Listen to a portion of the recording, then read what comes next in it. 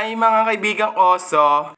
40 days vlog nga pala, samahan nyo ako magtanim ng mga halaman. Samahan nyo rin pala ako magtupi ng mga sako. By the way, sumali nga pala ako dito sa may gulayan sa Bakuran. Sa palaro nga pala ni SK. So ayan mga kaoso, tinidiglop ko na nga pala yung mga pagtataniman ko ng gulay. Ayan nga pala si kuya na extra pa. May tinuturo kasi sa akin ganun daw dapat magtupi. Pero di ko naman sinunod yung tupi niya, mas sinunod ko yung akin. So kaya ako nga pala dinataas yung kamay ko dyan mga kaoso para hindi siya mag-against the light. Ayan, pinapatuloy ko nga lang pala mga kaoso ang pagtutupi. Madami nga pala ako itatanim na gulay na yan sa sako. Kaya sobrang dami talaga niyan. Yung sako nga pala na yan mga guys. Yan nga pala yung pinaglagyan ng semento na ginamit sa kusina namin. Tapos nagupit nga rin pala ako mga kaoso ng plastic bottle. So ayan na nga pala mga kaoso yung mga nayari ko na. Di ba napakadami? Para nga pala yan sa mga kamatis, talong, sile. At yung ibang sili nga pala mga kaoso sa bottle na lang. Ayan nga pala mga kaoso yung kamatis, talong, sile na aking tatanim. Just wait, makikita niyo pagtatanim ko later. Ayan nga pala mga kaoso. Madami nga palang talong tsaka kamatis. Tapos may kasama nga palang buto ng okra tsaka buto ng sitaw.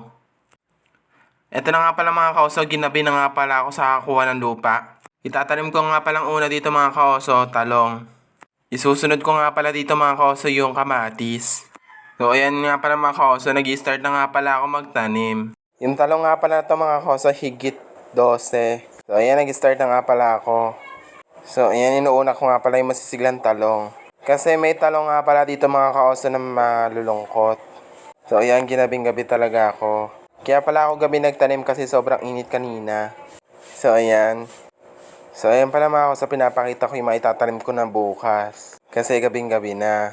So ayan na nga pala mga kaoso, nag-start na nga pala kami gawin yung bahay ng aking halaman. So ayan na nga pala mga kaoso, tinatayo na namin yung mga poste. Sa likodan nga pala ito ng kwarto ng kuya namin. Kasi dito rin pala ako nagtanim dati. Nung mga unang laban ko, nag-second place ako, tas third place lang. So sana ngayon, first place naman. So ayan nga pala, sukat nga pala ng mga haligi. Sing taas ko lang. Yan nga pala kasama namin si Ate Roslyn, yung jowa ng kuya ko. Yan nga pala yung kuya ko, katulong siyang gumagawa. So ayan, mabilis lang pala namin mayayari ito.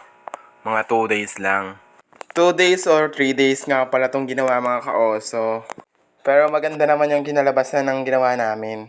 Sinisiksik nga pala namin mga kaoso yung poste. Para hindi nga pala umuuga. Siyempre baka hawakan ni SK tumumba. So ayan mga kaoso, nagpapako na nga pala kami. Malaki nga rin pala itong mga kaosong bahay.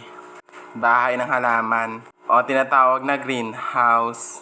Mga malaki din itong mga kaoso. Parang half. Parang kusina namin pala mga kaoso. Ganun siya kalaki.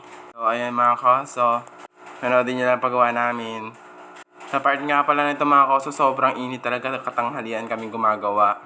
Kasi nga pala magkakapasok na ako bukas. Ayan nga pala, nakita nyo yung tiyan ko. Sobrang tawa ako pa dyan. Ayan nga pala yung tita ko, si Sanse. Ito na nga pala mga kaoso yung next day. Ginagawa na namin. Nilalagyan na rin ng mga lambat tsaka pinapako na din. Para matulim na. Ayan nga pala mga kaoso, tinitingnan namin kung matibay. Kasi baka malaglag na naman yung kuya ko. Hindi ko nga pala na-video yung nalaglag yung kuya ko, sayang. So ayan nga pala mga kaoso, pinapako na namin yung mga lambat. Para nakabinat siya. Para magandang tingnan kasi pag nakalondo, napakapangit niyang tingnan.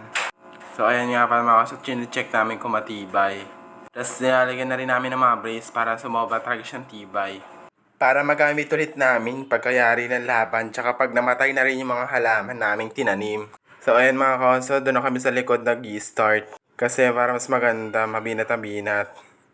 So yung nga palang net na yan is nakanet sa may babuyan namin. Kinuha lang pala namin yan mga kaoso sa may babuyan namin. Para may bubong nga pala itong ginagawa kong halaman. So ayan, chinecheck ko kung nakikita kami mga kaoso. Kasi nung second day, nag-vlog din ako. Ay, third day pala. Yes, naka-stop. Kaya parang tanga lang yung camera ko doon. Hindi siya nag-play. So ayan nga pala mga kaoso, naglalagay na rin kami ng mga brace para pakuha ng mga net. Para matibay. Para mas lalo siyang maganda. Kasi pag nakalondo yung net, parang tamlay-tamlay ng bahay or greenhouse. So ayan nga pala mga kaoso, pinapako na namin yung mga gilid para mabanat na yung net. Kasi maganda siya pag nakabanat. Hindi ba ang ganda-ganda niya? Yan nga pa rin mga kabuuan mga kaoso. So ililipat ko na nga pala dito yung mga kamatis, talong, sili. Pag malalaki na sila. Kasi ngayon hindi pa sila pwedeng ilagay kasi sobrang liit pa lang. So ayan mga kaoso.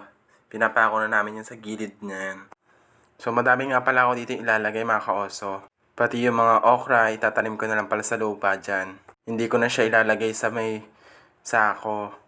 Kasi kulang na yung sako ko. Tapos yung ibang sili naman, ilalagay ko rin ata sa lupa. Para kasi lumago siya. So halata naman sana sobrang init kasi kitang-kita niyo naman sa likodan ko basang-basa na ng pawis. Umaga nga pala yan mga kusan 9 tapos nangyari kami ng 1. Kasi malaki talaga siya at ang hirap niyang gawin. 'Di ba? So ayun na nga pala mga kaoso. Lalagay kami ng mga brace. Ano nga pala mga kaoso yung time na maglilipat na ako ng mga halaman. Ayun nga pala nalipat ko na nga yung ibang kamatis. Tinatalian ko nga pala para hindi bumuhal. Kasi yung iba ko nung kamatis na tinanim na putol. Yung 3 kamatis nga pala mga koso na putol na yon.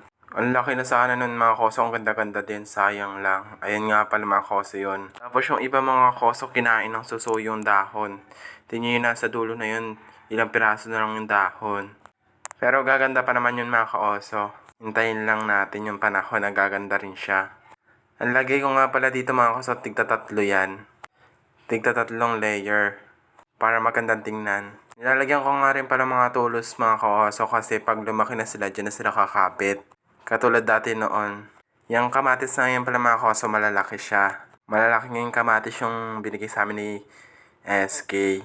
Sumasayaw pa nga ako mga kaoso para tanggal pagod. Ipil nga pala mga kaoso yung tinutulos ko para matibay. So susunod ko nga pala dito mga kaoso yung sili at saka talong. Etong kamatis nga pala mga koso, siyam atare. Bali 10 nga pala binigay sa amin ni SK. Nasira yung 2. Naputol tsaka nalusaw. So ayan nga pala. So ayan nga pala mga kaoso, binubuhat ko na nga pala dyan yung mga kamatis na inilagay ko sa gilid. Para mas matulin ilagay dyan. So mamaya makikita nyo mga kaoso yung kabuuan niya, sobrang ganda. Ayan na nga pala mga kaoso yung nasa bottle na sili.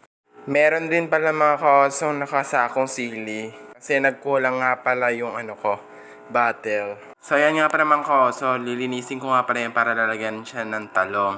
Ang ilalagay ko nga pala ng talong dyan, 3 sa taas, 4 sa baba. Para hindi sobrang dami ng talong. Ayun nga pala inukay ko siya mga kaoso para hindi malaglag yung talong. So ayan nga pala mga kaoso. Sobrang lalaki na ng mga talong ko. Organic nga pala yung mga kaoso. Yung ginamit kong pataba dyan mga kaoso is yung mga nabulok na dahon ng pechay, tsaka repolyo, saging, at marami pang ibang gulay na nabulok. Ang tawag nga pala doon is na-compose na nabubulok na. So ayun mga kaoso, mga talong nga pala yung mga kaoso. Di ba makikita nyo naman sa dahon talagang quality na siya. Ang ganda-ganda rin yung mga kaoso. Kaya ilalakit kayo sa sigla nila. Ayun na nga pala siya mga kaoso. So, ayun na nga pala mga kaoso, winawalisan ko nga pala para malinis. Kasi yung mga pinagtabasan ko kanina, nakakalat dyan. So, ito na nga pala mga kaoso, yung kabuuan nga pala. Doon ko nga pala ilalagay yung okra kaoso sa may gulong, tapos yung sitaw doon naman sa may bakante ng talong. So, ayun na nga pala mga kaoso. Hindi pa nga pala yari itong mga lalagyan ng halaman ko na yan. Kailangan pa ng mga net, tsaka pintuan. Para nga pala hindi pasukin ng manok, tsaka aso.